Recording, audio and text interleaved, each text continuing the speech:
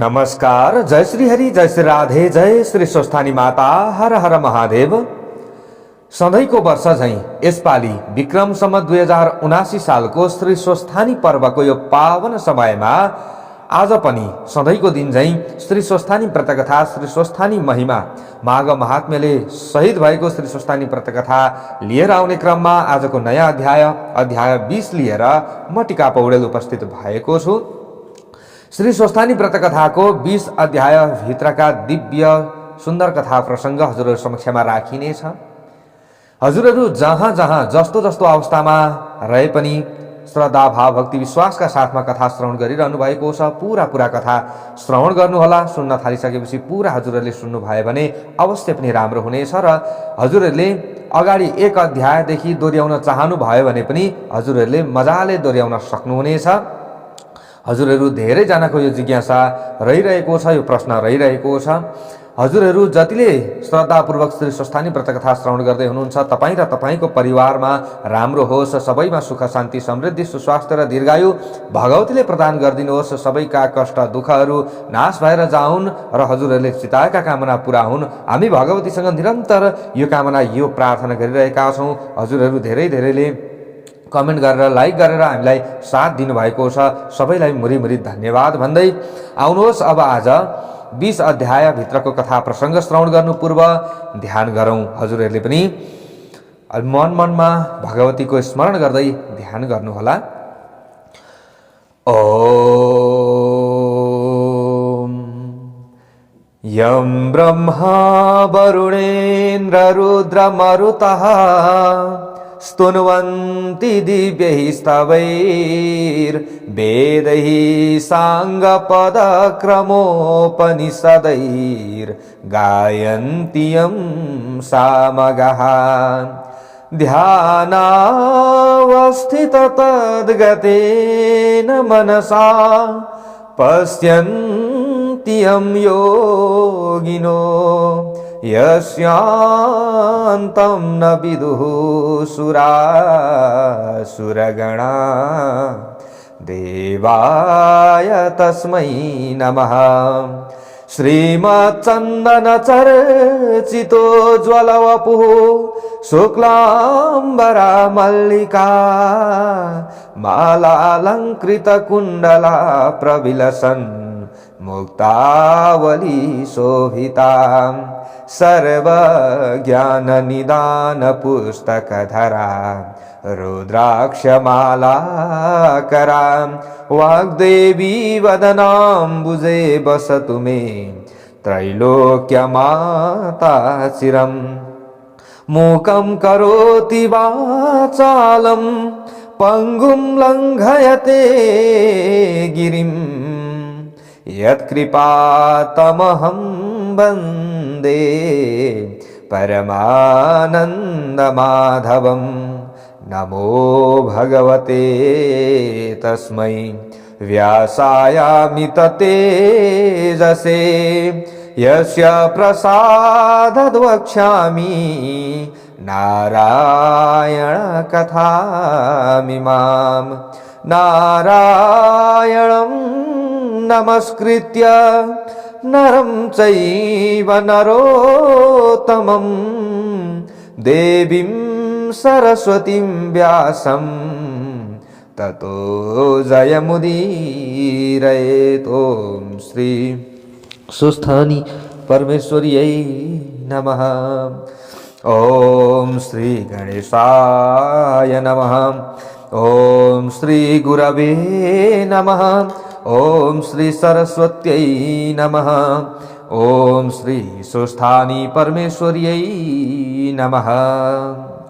सर्वप्रथम जयकारा लगाऊँ। हजुरहरूले पनि मनमनै जयकारा लगाउन सक्नुहुन्छ। भएन भने कमेन्ट बक्समा पनि हजुरहरूले भगवतीको जयकारा लगाउन सक्नुहुन्छ। जय भनेर हजुरहरूले लेख्न सक्नुहुनेछ।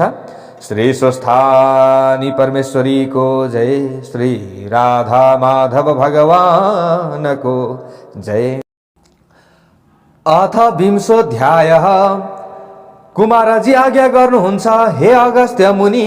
अर्को मङ्गलबारको बिहान पूजा प्रार्थना सकिएपछि सिद्धि विनायकको मूर्तिले भन्न थाल्यो, हे शिव भट्ट ब्राह्मण, अघि कुनै समयमा गन्धर्व लोकमा सुख सङ्गीती नामको गन्धर्व थियो। त्यसकी प्रमोदिनी नामकी छोरी थिई।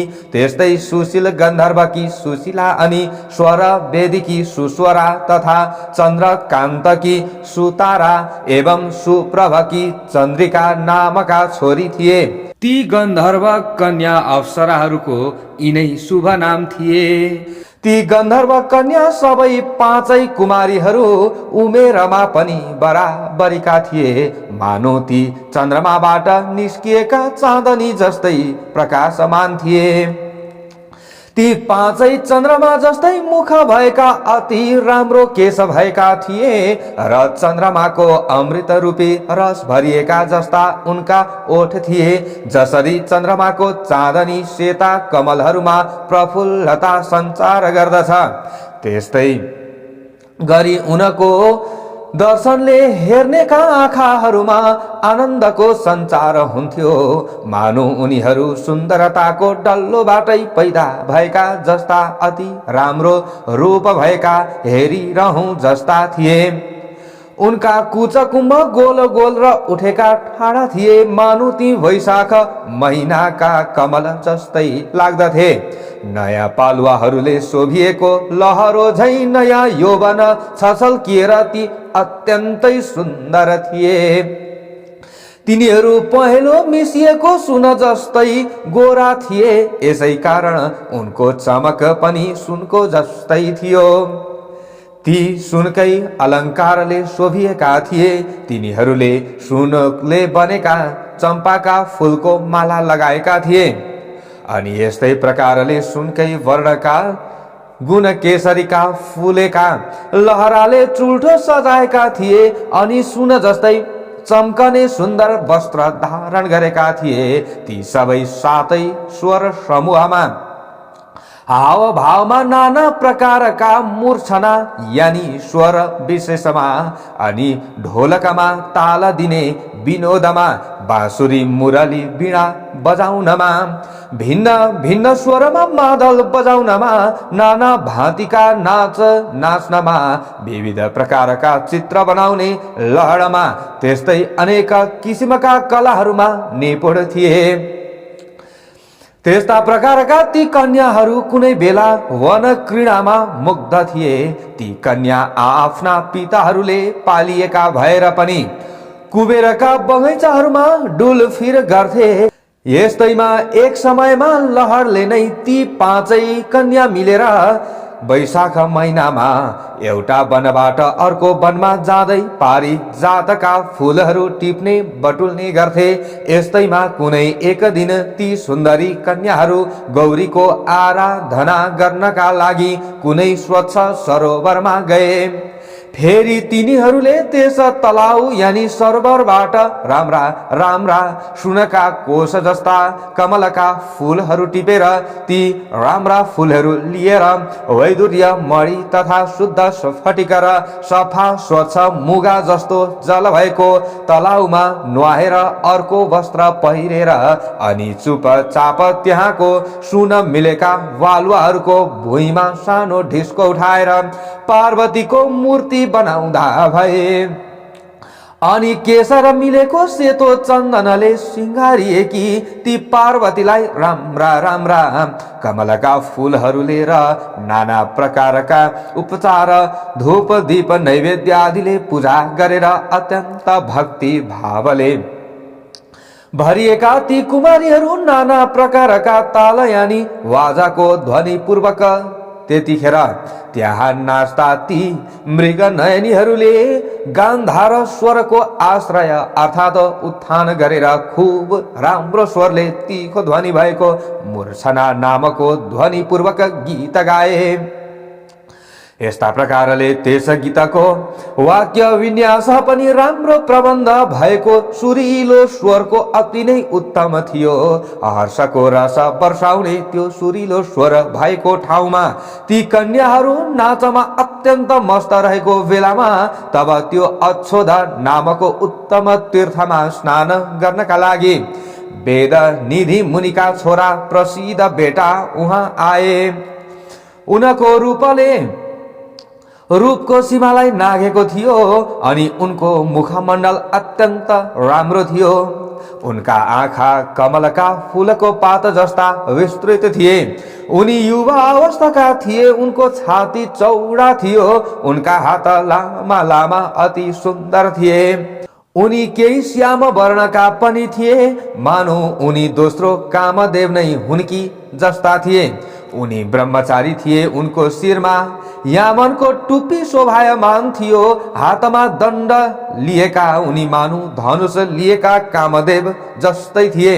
उनले मृग चर्मका वस्त्र धारण गरेका थिए, जनै पहिरेका थिए। सुनको जस्तो चम्किने मुजको मोटो कन्धनी पनि कम्मरमा धारण गरेका थिए।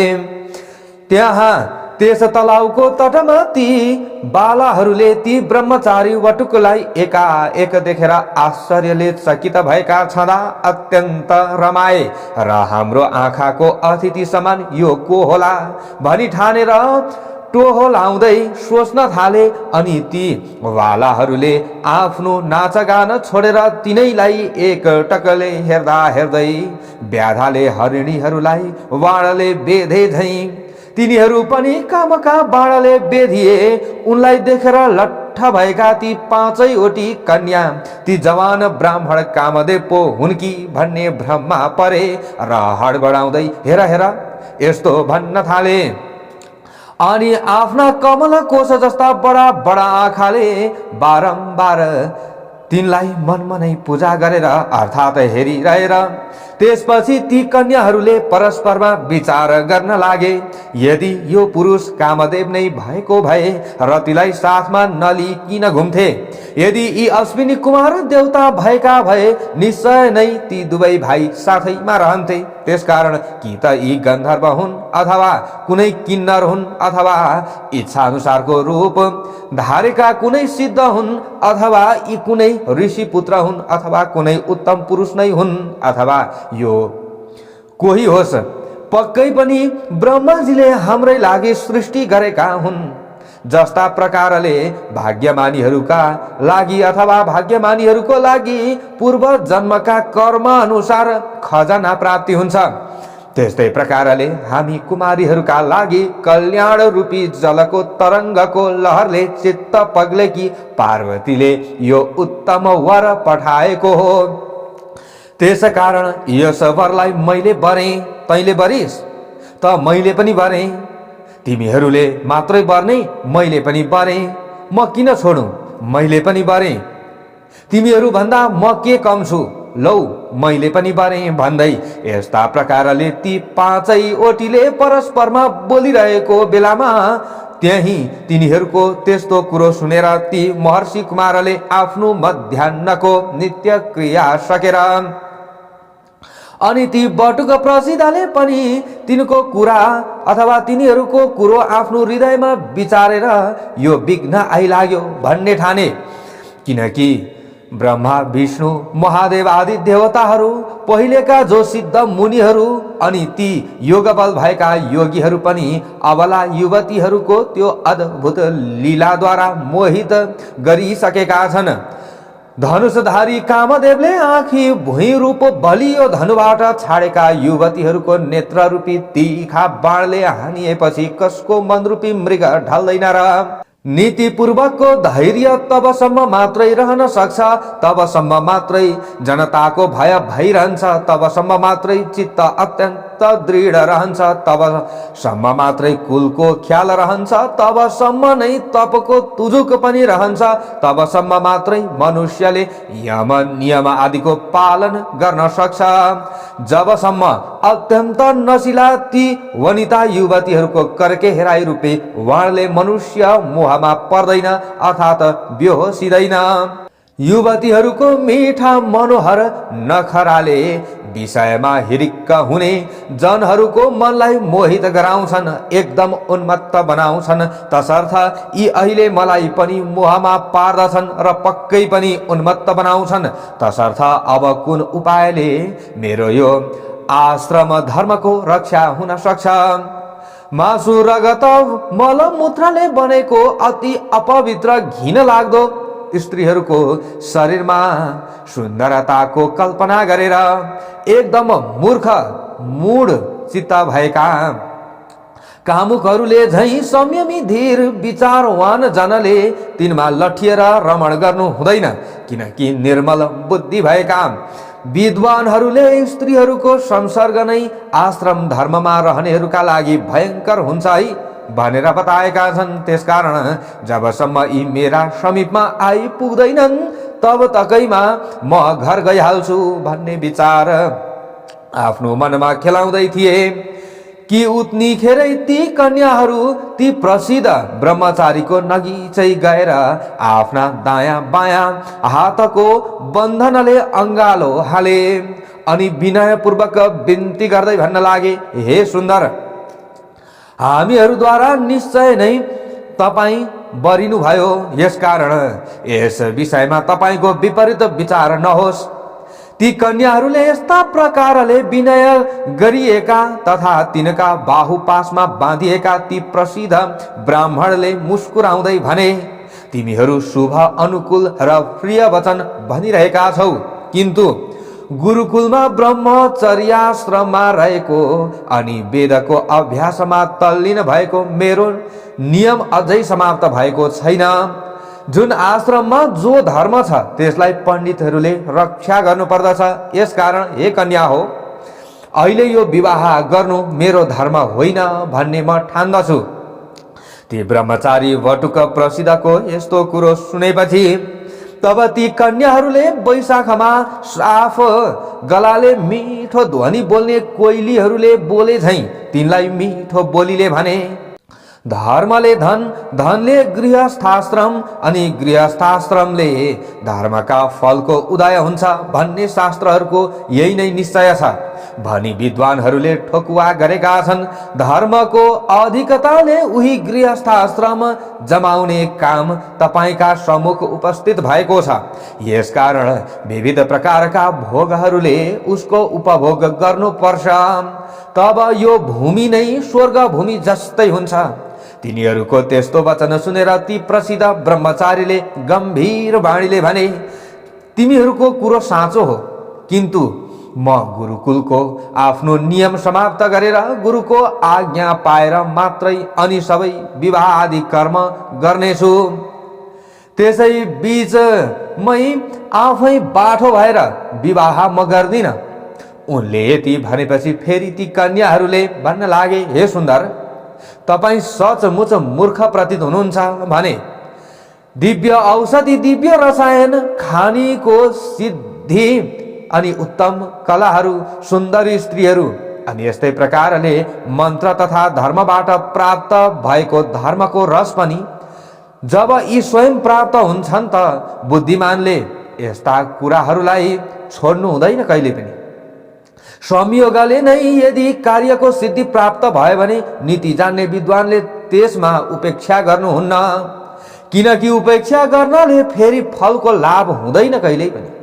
त्यसकारण दीर्घसूत्री बनेर आलस्य वा टाल मटोल गर्नु राम्रो ठानिन्न।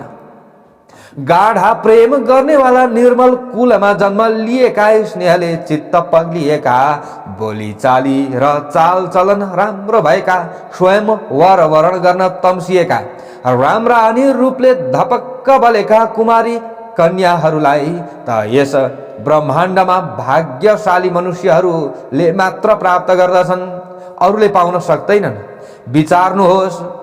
विचार्नुहोस् त, कहाँ हामी यति सुन्दरीहरू, कहाँ तपाईँ तपसी बटुक, अर्थात् तपाईमा र हामीमा परस्परमा ठूलो फरक छ।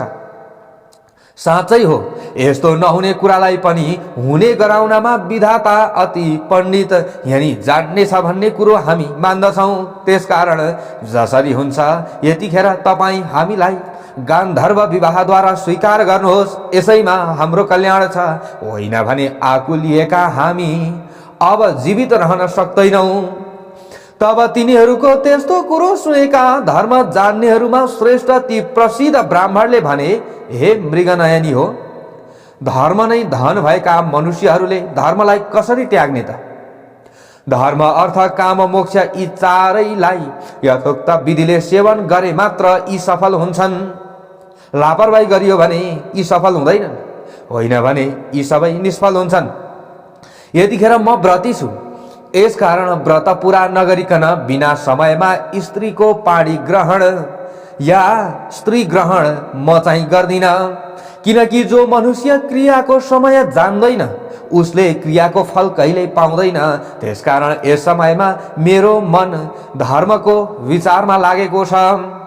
तसर्थ हे कन्या हो, सुन, यतिखेर म स्वयंवर गर्न चाहन्न। किनकि यस विश्वमा कति मनुष्यहरू द्रव्य धनी, कति विद्या धनी, कति सिद्धि धनी, कति योग धनी, कति कीर्ति धनी हुन्छन् त कति संयम धनी, कति धर्म धनी हुन्छन्। ती मध्ये म धर्म धनी हुँ, यति कुरो बुझ। आफ्नो धर्म छाडेर आफ्नै मनले गुरुजनको आज्ञा नपाइकन म कसैको पाणी ग्रहण गर्दिन। यस्ता प्रकारको ती प्रसिद्ध वटुकको आशय जानेर उनको हातबाट आफ्नो हात छुटाएर अनि उनीहरूले आफ्ना परस्परमा हेराहेर गरे। तब प्रमोदिनीले ती वटुकको गोडो पक्री, त्यसै गरी सुशीला जो थिई, सुशीला र सुस्वराले उनको हात पक्रे। सुताराले अङ्गालो हाली र चन्द्रिकाले उनको मुख चुमी। तथापि त्यस स्थितिमा पनि ती ब्रह्मचारी जस्ताका तस्तै काम विकारले रहित भई निर्विकार नै रहे र प्रलय कालको अग्नितुल्य अत्यन्त क्रोधले चूर भएका ती ब्रह्मचारीले अटेरी ती कन्याहरूलाई यस्तो श्राप दिँदा भए, जसरी पिशाचिनी जस्तै भएर तिमीहरू ममा टाँसियौ त्यसरी नै तिमीहरू पिशाचिनी भए। यस्ता प्रकारले प्रसिद्ध ब्रह्मचारीले शराब पिएका ती कन्याहरू तुरुन्तै उनलाई त्यागेर ती ब्रह्मचारीका सामु खडा भएर भने, हे पापी, हामी निरपराधिनी जनमा तिमीले यो के गर्यौ? प्रिय कार्यको बदला अप्रिय कार्य गर्यौ। तिम्रो यो धर्म ज्ञानलाई धिक्कार छ। जो मनुष्य आफ्ना अनुरागी भक्तहरूमा अनि यस्तै प्रकारले मित्र जनहरूमा द्रोह गर्दछन् त्यस्ता पुरुषहरूको दुवै लोकमा सुख नाश हुन्छ भन्ने कुरो हामीले सुनेका छौँ। त्यसकारण तिमी पनि हामीहरूको श्रापले तुरुन्तै पिशाच हौ। यति भनेर चुप लागेका ती बाला कन्याहरूले खुइया खुइया गर्न लागे तथा भोक प्यासले आकुल व्याकुल भए। हे शिव भट्ट ब्राह्मण, अब परस्परमा श्राप गरेर त्यसै तलाउका तिरमा ती कन्याहरू र त्यो प्रसिद्ध ब्रह्मचारी पनि सबै 6 जना पिशाच भएर रहँदा भए। तब उस पिशाचका साथै ती पिशाचिनीहरू पनि पहिले गरेका पाप कर्मको त्यो भयंकर फललाई रुँदै कराउँदै बिताउन लागे। हे शिव भट्ट, पूर्व जन्ममा आर्जित गरिएको शुभ वा अशुभ कर्मको फल समय आएपछि भोग्नै पर्दछ। त्यसलाई देवताहरूले पनि आफ्नो छायालाई झैं निवारण गर्न यानि कि हटाउन सक्दैनन्। त्यसपछि ती कन्याहरूका र उस ब्रह्मचारीका आमा बाबु रुँदै तडपिँदै हिँड्दथे। प्रारब्धको भोग अमिट हुने हुनाले ती बालाहरूलाई र उस ब्रह्मचारीलाई पनि चैन थिएन। त यस्तै प्रकारले पिशाच भएपछि ती पिशाचहरू आहारका लागि अत्यन्त दुखी भएर त्यसै तलाउको किनारामा यताउति भड्किँदै बस्दथे। यस्तै प्रकारले धेरै समय बितेपछि मुनिहरूमा सर्वश्रेष्ठ लोमसजी पुष महिनाको शुक्ल चतुर्दशीको दिन अक्षोद तालमा स्नान गर्नका लागि त्यहाँ आए। तब ती ब्राह्मण लोमसलाई देखेर भोकले आकुल भएका ती सबै पिशाचहरू एकजुट भएर उनलाई मार्ने इच्छाले उनीतिर दौडे। किन्तु लोमसजीका अति कडा तेजले भत भत पोलिएका ती उनको अगाडि नगी चाहिँ रहन असमर्थ भएर सबै टाढै रहे। त्यसै बेला त्यहाँ वेदनिधि नामका ब्राह्मण पनि टुप्लुक्क आइपुगे। हे शिव भट्टजी, अनि उनले लोमसजीलाई देखेर साष्टाङ्ग प्रणाम गरेर यानी उनका पाउमा ढोगेर उभि हात जोडेर शिर झुकाएर मिठो बोले, हे ब्राह्मण, हे महर्षि, ठूलो भाग्य उदाएपछि नै सज्जनहरूको संगति यानी कि भेट हुन्छ। गंगा आदि गरिएका सबै तीर्थमा जो मनुष्य सधैँ नुहाउँछ अनि जो मनुष्य सज्जनहरूको संगत गर्छ ती दुवैको सत्संगत गर्नु बडो उत्तम ठानिन्छ। हे ब्राह्मण, गुरु अर्थात महात्माहरूको समागम पृथ्वी तलमा दृष्ट वा अदृष्ट फल दिनेवाला हुन्छ, अर्थात स्वर्ग दिनेवाला या रोग हर्नेवाला हुन्छ, किन्तु त्यसमा धेरै विघ्न बाधा पनि हुन्छन्। यति भनेर वेदनिधिले ती पिशाचहरूको पहिले घटेका उनीहरूको अद्भुत वृत्तान्त बताए। यी उभिएका सबै तिनीहरू गन्धर्व कन्या हुन् र त्यो उभिएको यो बटुक चाहिँ मेरो छोरो हो। यी सबै नै परस्परमा सराप गरेर पिशाच रूपले मलिन अनुहार पारेर हे मुनिहरूमा श्रेष्ठ लोमसज्यू तपाईका अगाडि उभिएका छन्। यतिखेर अब आज तपाईका दर्शनले यी कुमारीहरूको र त्यस कुमारको पनि उद्धार हुनेछ।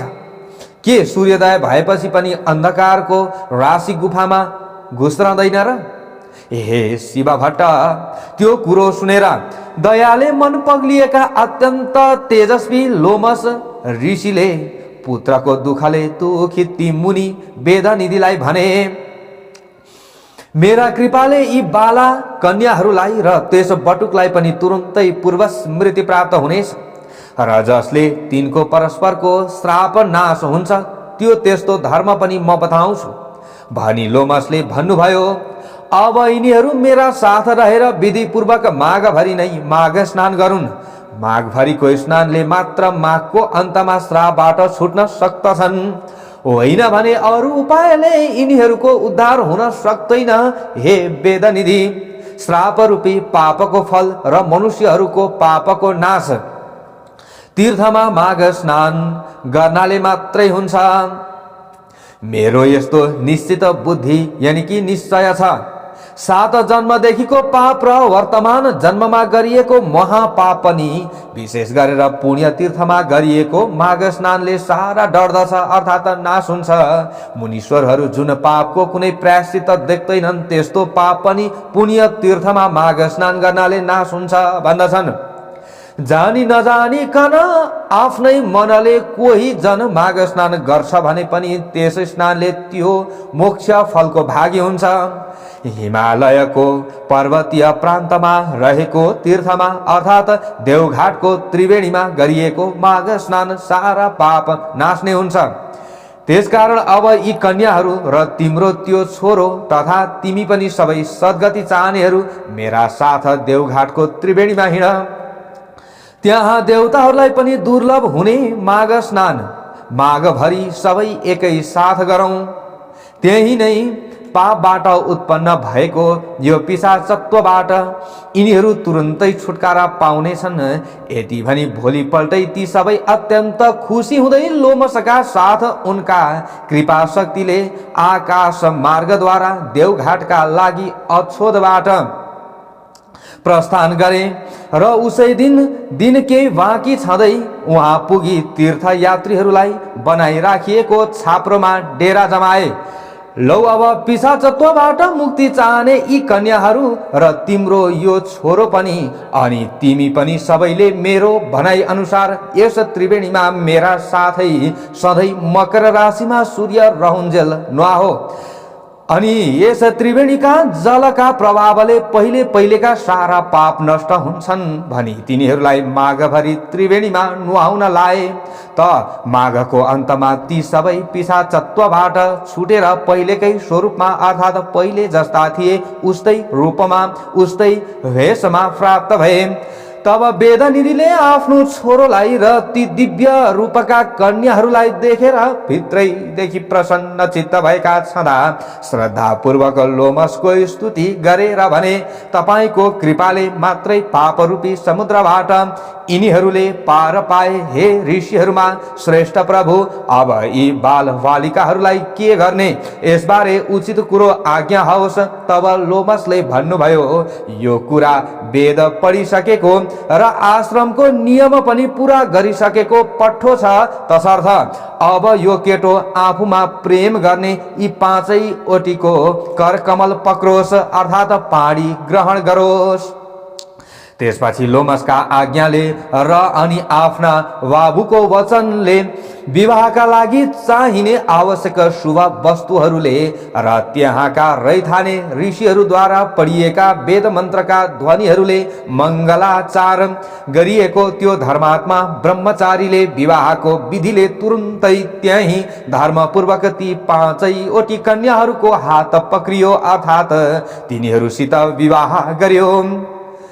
तब आफ्ना मनोरथ पूरा भएका ती सबै कन्याहरू आनन्दले मस्त हुँदा भए। त्यो पठ्ठो कुमार पनि प्रसन्न भयो। त्यसपछि ती वर वधुलाई गार्हस्थ्य धर्मको शिक्षा र परस्परमा सरापका कारणले मात्रै प्राप्त भएको यो संयोगको फल र मेरा आशीर्वादले प्राप्त भएको सारा ऐश्वर्य प्राप्त गर। अनि यस्तै रूप रङ्ग उमेरमै रहेर यस्तै रहिरहेको यस पतिका साथ आउने प्रलय कालसम्म रहिरहो भन्ने आशीर्वाद दिएर हिँड्न लाग्दा ती वर वधुहरूद्वारा र वेदनिधिले श्रद्धा भक्ति पूर्वक नमस्कार प्रणाम ढोग गरिएका ती लोमस ऋषि पनि देवताहरूले निवास गरिएको मेरु पर्वतको आफ्नो आश्रममा जाँदा भए। अनि वेदनिधि पनि पाँचवटी बुहारी र छोरोलाई अघि लगाएर हर्षित हुँदै कुबेरको नगरी अलकापुरीमा गए। विवाह भएको 7 वर्षसम्म पनि ती परस्परमा सन्तान नभएकोले तब फेरि अछोदमा मकर स्नान गर्न आएका लोमस ऋषि भाठौँ ती पाँचै परिहरू पति सहित गएर उनलाई ढोगी आफ्नो दुःख हवाल बिन्ती चढाए। त लोमस ऋषिले उनीहरूलाई भन्नुभयो, सन्तानका लागि अब तिमीहरू सबैले पतिका साथै यसै अछोदमा लगालग 3वटा माघका मकर स्नान विधि पूर्वक गर्नुपर्छ, अनि मात्रै तिमीहरूलाई सन्तान हुनेछन्। लोमसका आज्ञा अनुसार उनले बताए बमोजिम उनीहरूले 3वटा मकर स्नान गरेपछि तिनले घ्यालघ्याल्ती छोरा छोरी पाए।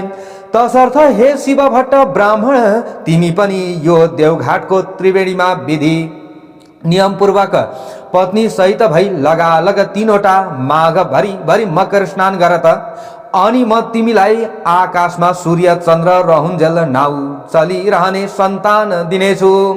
यति भनी सिद्धि विनायक चुप लागे। हे अगस्त्य मुनि, तब सिद्धि विनायकले बताए बमोजिम शिव भट्टले विधि विधान सहित मकर राशिमा सूर्य सरेको दिन माघे संक्रान्तिदेखि माघ मसान्तसम्म नियममा रहेर 3वटा माघ स्नान पूरा गरे।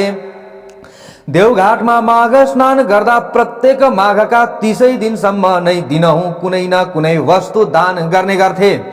माघको पहिलो दिन माघे संक्रान्तिमा बिहानै त्रिवेणीमा नुहाई धुवाई घर आई तिलका झिक्राले जिउ सेकाई ब्राह्मण दम्पति बोलाई तिनलाई तिलका लड्डु भुटेको तिलमा सखर घिउ हाली मुसी मुकुरिएको तिल भुङ्रोमा पोलेको वा आगो माथिको पानीमा उसिनेको तरुलका टुक्रा, त्यस्तै सखरखण्ड सुठुनी आलु पिँडालु एवं बुहोतामा भरी भरी घिउ अनि यस्तै प्रकारले सखरका डल्ला अनि ती दम्पतिलाई नै खिचडी खान प्रशस्त पुग्ने गरी 1 माना वा बेसी नै मसिना नयाँ चामल, त्यति नै दलेको मासको खोस्टे दाल, त्यस खिचडीमा हाल्न चामलको आधा नापको घिउ, अनि अरू तरकारी अचारका लागि चाहिने सरसामानले टन्च भरिएको सिधा र लाउने तयारी उनी कुनै लुगा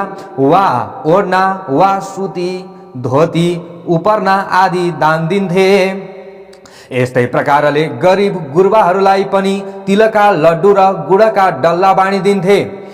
आशाले आउनेहरूको पनि पोल्टो भरिदिन्थे अनि अरू प्रत्येक दिन चाहिँ दाउरा, कम्बल, वस्त्र, जुत्ता, घिउ, तेल, ढस्ना, तकिया, दोलाई, पाखी, अन्न, सुन, कमण्डलु अनि अखण्ड दीप तथा अनि कंगालहरूलाई भोजन, लुगाफाटा, भरभराउँदा मकल अनि तातो दूध, हलुवा, पुरी तयारी, खिचडी, जुलेबी एवं जाडोले थुरथुराइएका कंगालहरूलाई कम्बल र खाना आदि गुप्त दान अनि चटाई, गुन्द्री, बर्का, काने टोपी, तयारी लाउने लुगाहरूमध्ये कुनै न कुनै एउटा चीज ब्राह्मणहरूलाई दान दिने र गरिबहरूलाई बाँडिदिने गर्थे।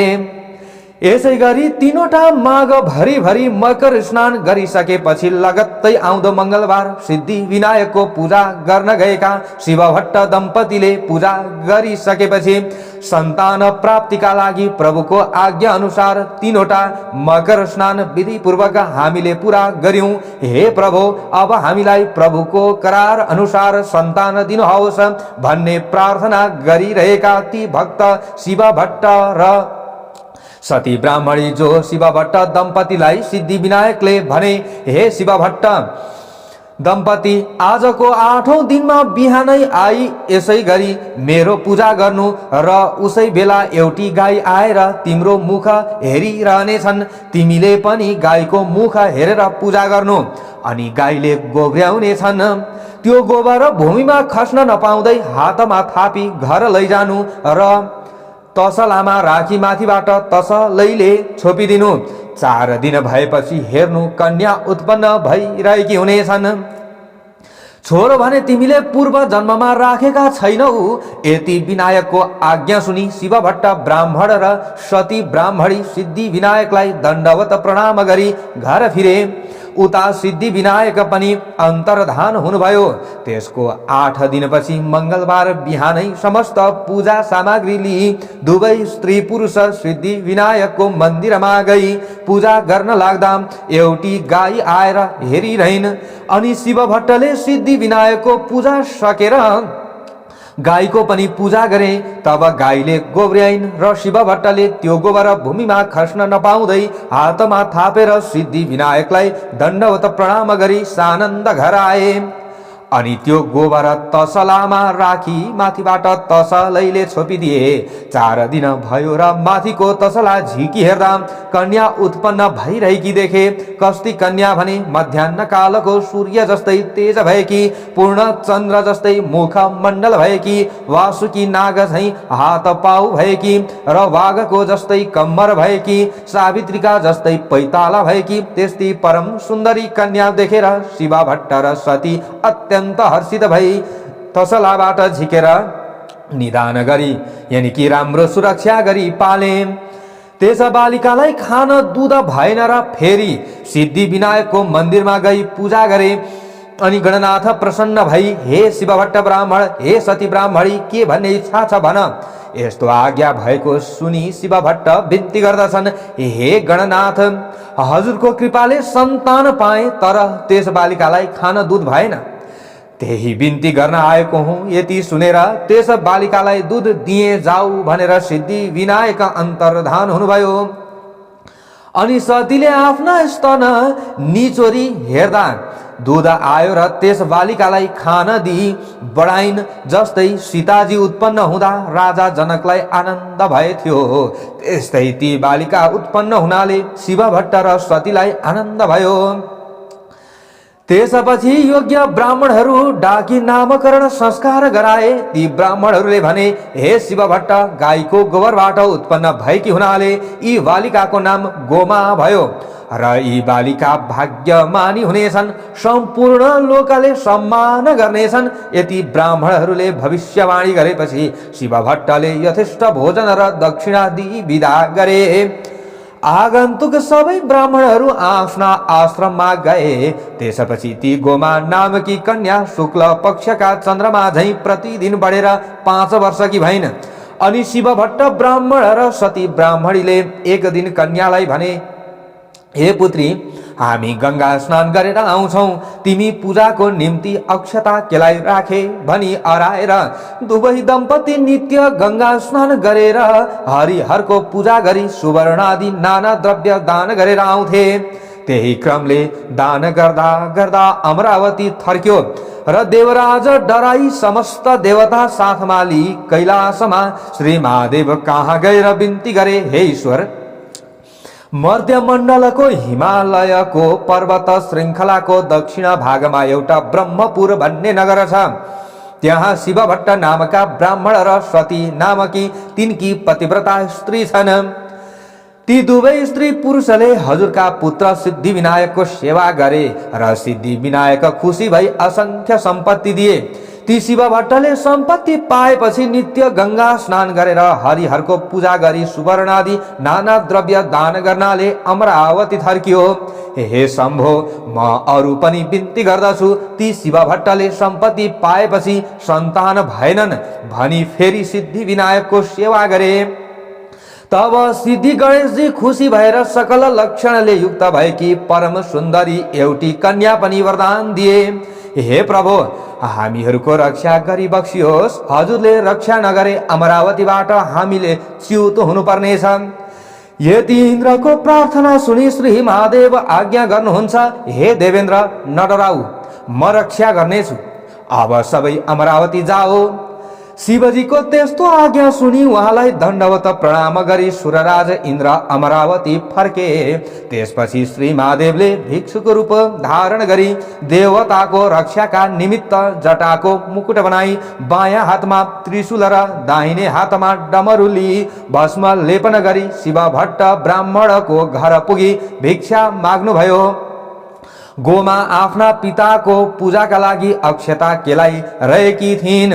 निकै बेरपछि, हे भिक्षुक, मेरा माता पिता गंगा स्नान गर्न गएका छन्, म अक्षता केलाउँदैछु, एकैछिन पर्ख, भिक्षा दिने अरू कोही छैनन्, यति भनेर पर्खाइ राखिन्। अनि अक्षता केलाइसकेर भिक्षा लिई भिक्षुक रूप श्री महादेव छेउ आई, हे भिक्षुक, मेरा माता पिता घरमा छैनन्, म अक्षता केलाउँदै थिएँ, त्यसै कारण विलम्ब भयो, दुःख नमान, भिक्षा ल्याऊ भनिन्। अनि यस्ता प्रकारले गोमाको यति कुरा सुनि भिक्षुक रूप श्री महादेव भन्नुहुन्छ, हे ब्राह्मणी, यतिका बेर पर्खाई बल्ल अब भिक्षा दिन आइस, म त्यो भिक्षा लिन्न। दिने भए तेरा बाबाको पूजा गर्न केलाई राखेको अक्षता दे। यति भिक्षुक रूप श्री महादेवको वचन सुनि गोमाले लिने भए भिक्षा ल्याऊ, नलिने भए अक्षता त म दिने होइन भनिन्। गोमाको त्यस्तो वचन सुनेर रिसाएका श्री महादेवले भन्न लाग्नुभयो, हे पापिनी ब्राह्मणी, तैले अहंकार गरेर मलाई भिक्षा दिइनस्, अतः तलाई श्राप दिन्छु, त 7 वर्षकी हुँदा 70 वर्षको बुढोसित तेरो विवाह होस्। फेरि तेरा माता पिताले महाकष्ट सही सिद्धि विनायकको सेवा गरेर पाएको सबै सम्पत्ति पनि नाश होस्। फेरि तँलाई पनि अनेक थरी थरीका दुःख आइपरुन्। फेरि तेरा माता पिता पनि चाँडै नै मरिजाउन्। यदि 4 थोक तँलाई श्राप दिए, यति भनी त्यो भिक्षा पनि नली त्यहाँबाट अन्तर्धान भई कैलाशमा पुग्दा भए। इति श्री स्कंद पुराणे केदार खण्डे माघ महात्म्ये कुमार अगस्त्य संवादे श्री स्वस्थानी परमेश्वर्या व्रत कथायां गोमतपत्तिर नाम 20 अब अन्तिमको पुष्पाञ्जलि श्रवण गरौं। ओम उपनयतु मंगलम वह सकल जगन मंगलालय श्रीमान दिनकर किरण निबोधित नवनलिन दल निवेक्षण कृष्ण काले वर्षतु पर्जन्य पृथिवी सस्यशालिनी देशोऽयं क्षोभरहितो ब्राह्मणाः सन्तु निर्भया अपुत्राः पुत्रिणः सन्तु पुत्रिणः सन्तु पौत्रिणः निर्धनः सदनः सन्तु जीवन्तु शरदां सतां तत्रैव गंगा यमुना च तत्र गोदावरी सिंधु सरस्वती च तीर्थानि सर्वाणि वसन्ति तत्र यत्राच्युतोदार कथा प्रसंगः या कुन्देन्दु तुषारहार धवला या शुभ्रवस्त्रावृता या वीणा वरदंड मंडितकरा या श्वेत पद्मासना या ब्रह्माच्युत शंकर प्रभृतिभिर्देवैः सदा वंदिता सा मां पातु सरस्वती भगवती निःशेषजाड्यापहा कायेन वाचा मनसेन्द्रियैर्वा बुद्ध्यात्मना वा प्रकृति स्वभावात् करोमि यद्यत् सकलं परस्मै नारायणायेति समर्पय ततों श्री स्वस्थानी परमेश्वर्यै नमः।